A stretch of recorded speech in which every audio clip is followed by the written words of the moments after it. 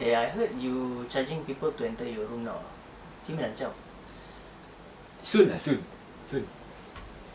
Corporate bastard. Scorpio.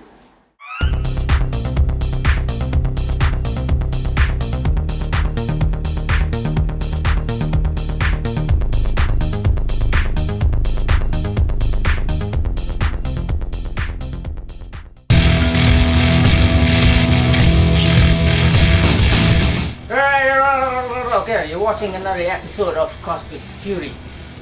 This is Rasyid Scorpio. I'm one. Two. Alright, man. So, Mortal Kombat X debut issue number 1 has been out for quite some time. So yeah, feeling like excitement, man. I actually read all 3 issues. Oh, 3 issues come out. four. Yes, the man with the plan. Of course, bro. Alright, let's start with the debut. I mean, the other issues probably we talk another day. So okay, the debut issue. So before coming into the debut issue, do you have any expectant like things to happen? Actually, no. That's the thing. I didn't have any expectations, so that's why I kind of enjoyed the first issue when it came out. So I mean, for us, we did an episode about Mortal Kombat before, especially on the game side. So yeah, I mean, Mortal Kombat is coming out with a new game, Mortal Kombat X, or X stands for 10. Highly anticipated fighting games for some of us. So Rasyid. yeah, he practices a lot of combos in training mode. That's why you practice, right? Yeah. And then beyond training mode, I don't know. So, alright, the game's gonna be releasing probably around what was it, April? Yep. Yeah. May or April? May or April, Within this year, right? Yeah. Alright, so right now the creative team is made up of Sean Kittleson, Dexter Soy on the art, and Veronica Gandini on the color. So for Sean Kittleson, what we know is that he's a first time writer for any comics. So it's like not really a new, but probably he's done some other works. But as for Mortal Kombat or any comic related, it's his debut. So what do you think about the writing so far? I think it's decent. I think it's decent, yeah. Yeah, there's like maybe it's because he's tied up with the Mortal Kombat mythos, so he's not trying to branch out too much. But what he states is that between the span of Mortal Kombat 9 and Mortal Kombat 10, there's about like 25 years. So the debut issue starts off 15 years in that 25 years span. So by then, there's a lot of changes. Big change, obviously, new characters, which is featured in the game, but probably they have appearances in the series as well. They come out already on the comic. As far as new characters, So far, though, it's only like the Red Dragon, random henchman shit lah. yeah, we're not really sure whether the Red Dragon or any characters on the Red Dragon are gonna appear in the game, but so far, as new characters goes, introduction, just the Red Dragon Corporation. Yeah. And so okay, 15 years has passed since Mortal Kombat 9. A lot of changes. Especially big change will be the definitive one will be Scorpion. He is recognized now as Hanzo instead of Scorpion, because as it turns out that he has overcome his Wraith persona, which is Scorpion, which we know for a long time. So what do you think? Like, Scorpion has been anti-hero for like I don't know how many years by now. Like, I mean, for a long while he has always been about Liu Kang and Raiden. By the way, I hate Liu Kang. I have no personal lesson. Maybe because of his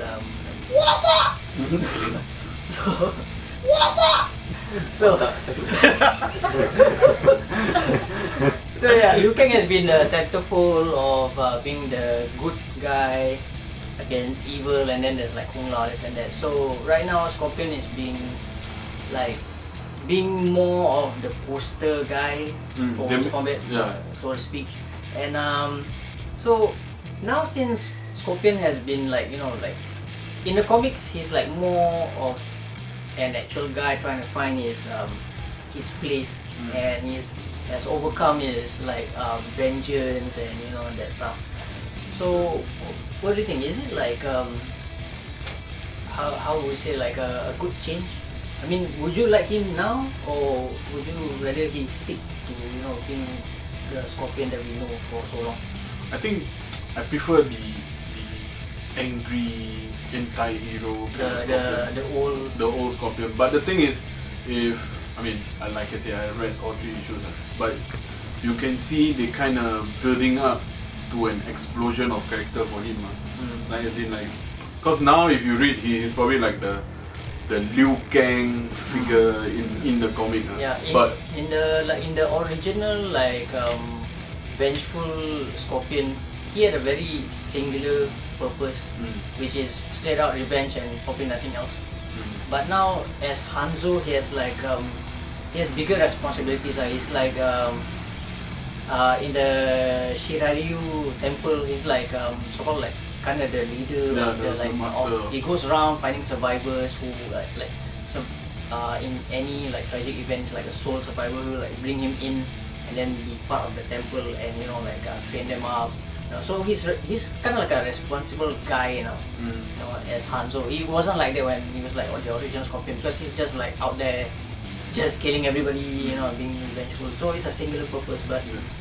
But now as Hanzo, like for character development, is it like, you know, like, is it a good thing for you? I think it is.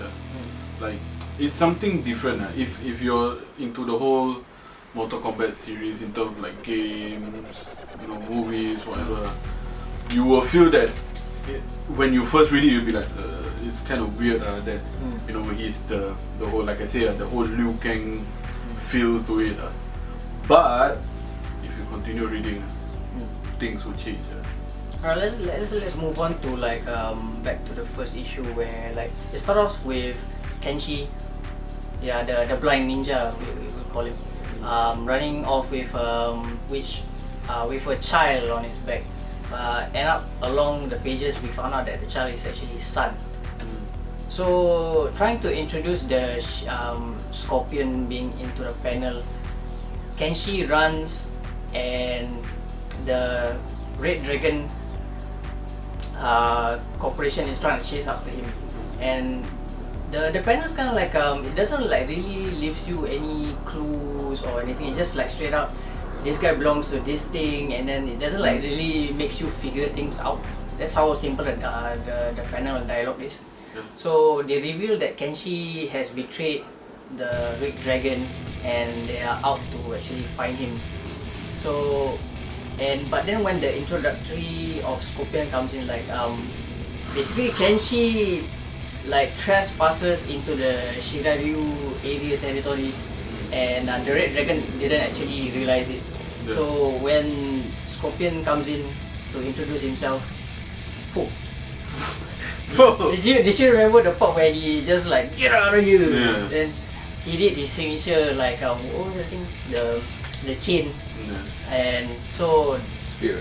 The Scorpion spear, you got it. So he gives a last warning, get out of here, and then they doesn't want to listen. He did a Superman punch on the guy's face.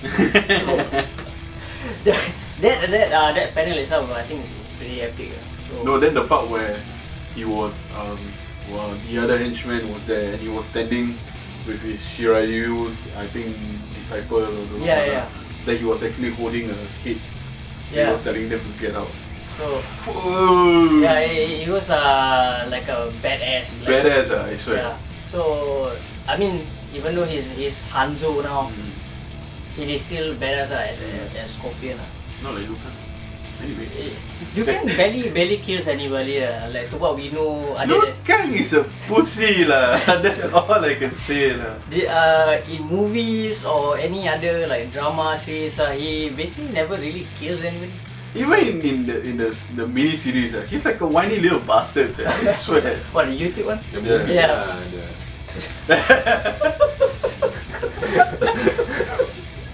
What the fuck is this shit? So yeah, there's a big contrast between Liu Kang and Scorpion because Scorpion doesn't really have a moral dilemma if he really wants to take out anybody. Except for Liu Kang, it's a direct opposite. But I don't know, if you notice, right, like from the first like Mortal Kombat movie that came out, right, like you can see that actually they are trying to focus on Liu Kang.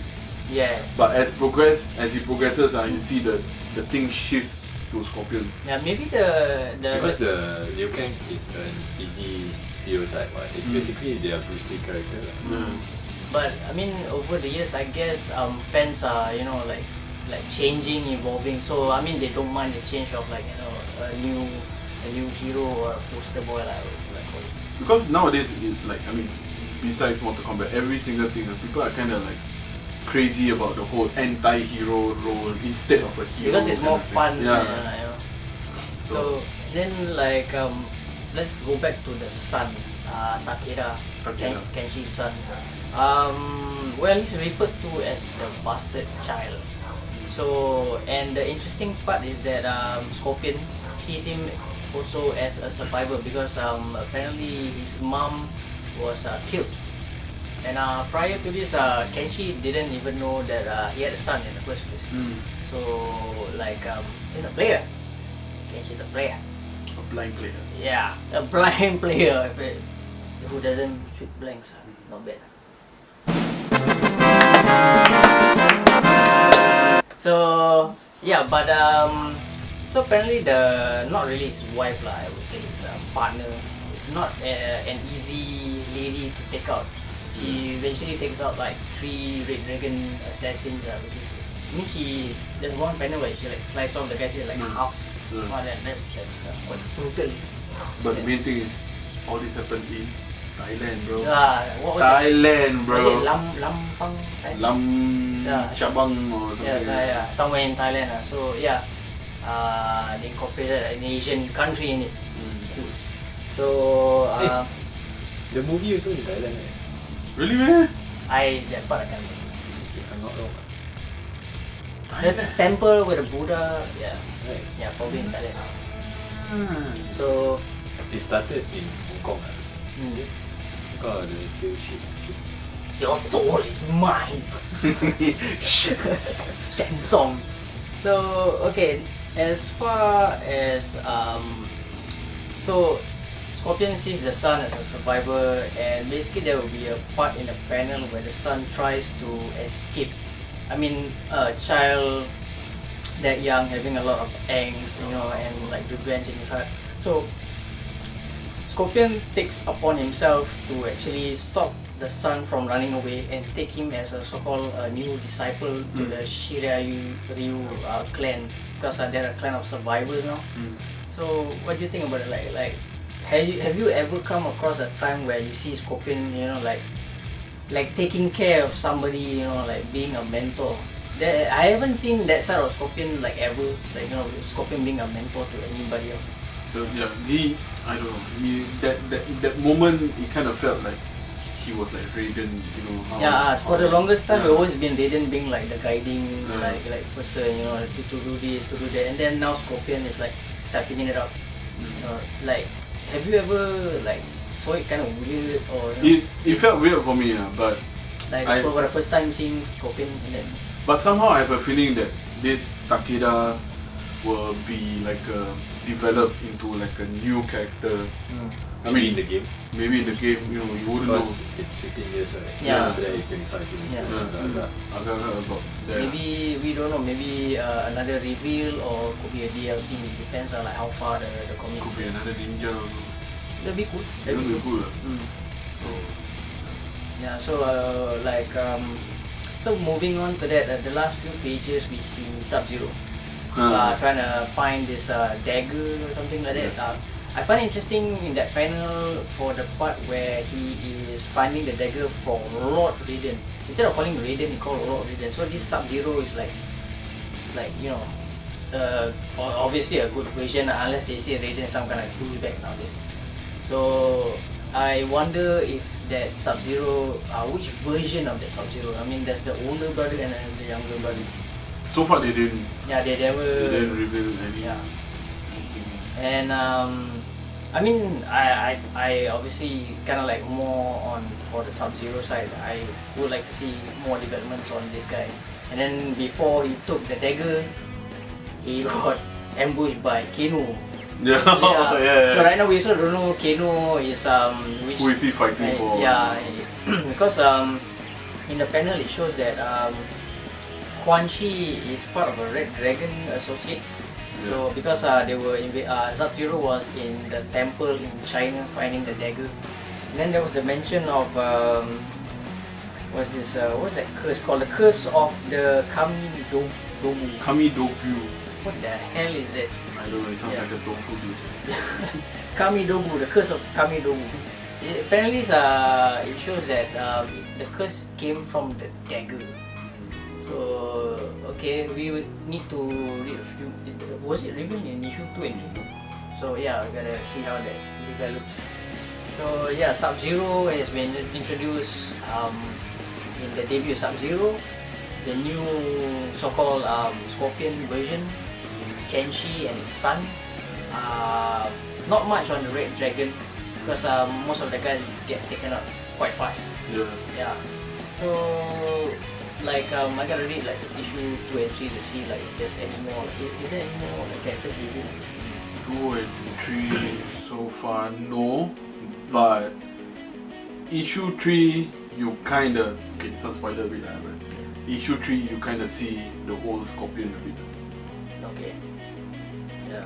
So, yeah, It's just a read. flashback or what? No, No. Okay. as him being. Maybe like Scorpion now has more control compared to like his vengeful old self. Like maybe he can easily control being back and forth.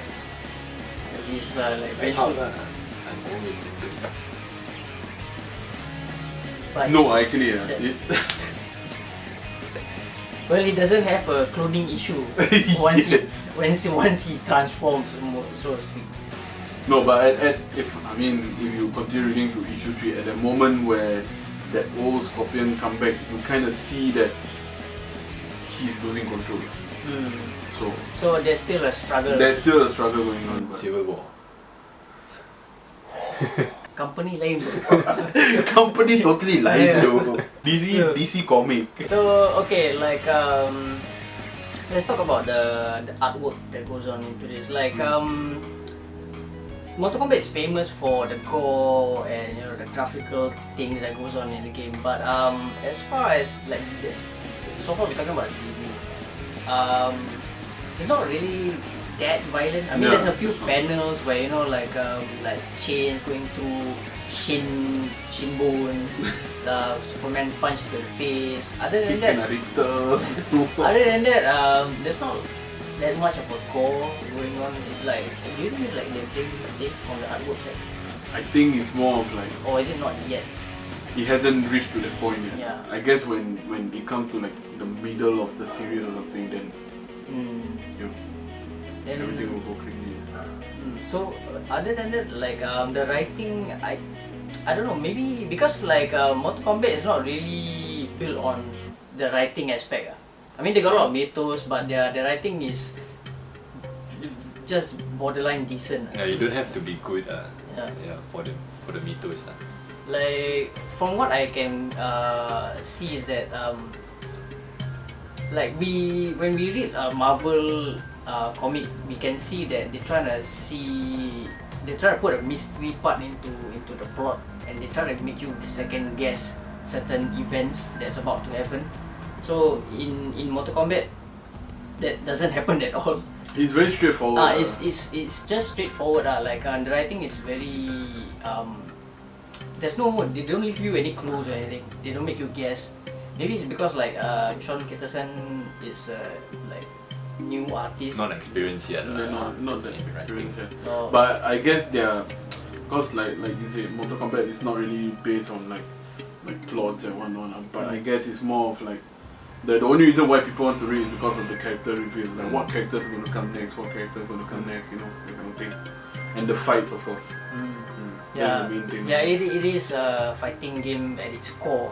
But for a fighting game that actually can branch out into different mediums now in comics, I think there has been a good advancement and progression throughout the years for a franchise, a so-called a niche game at that time, I suppose, and now it has become like what 10 years or so. So it's a good progression in retrospect. So like would you actually like recommend people to like grab it? I recommend people to read it. But the thing is, like I said, with me, I didn't have any expectation. So go with it without expectation. And it's simple reading, so not so much complex. And yeah, it's a good read, so I recommend.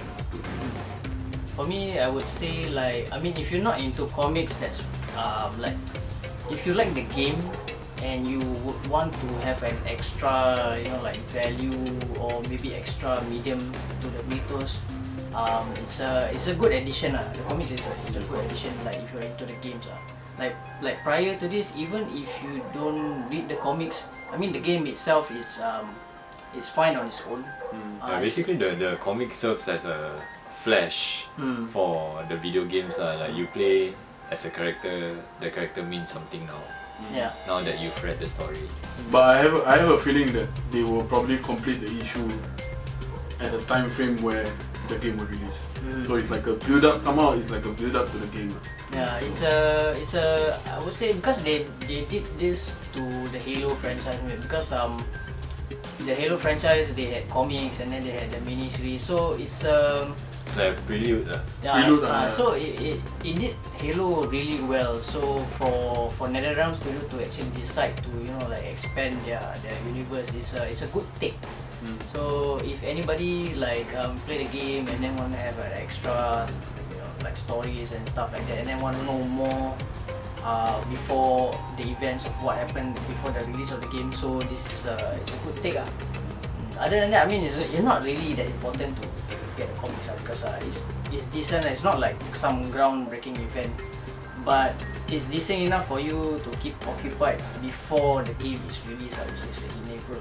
Yeah, and it's for Mortal Kombat fans. So yeah, other than that, if you have the time, we do just recommend to check it out. Yes. Mortal Kombat. Thunder, thank you.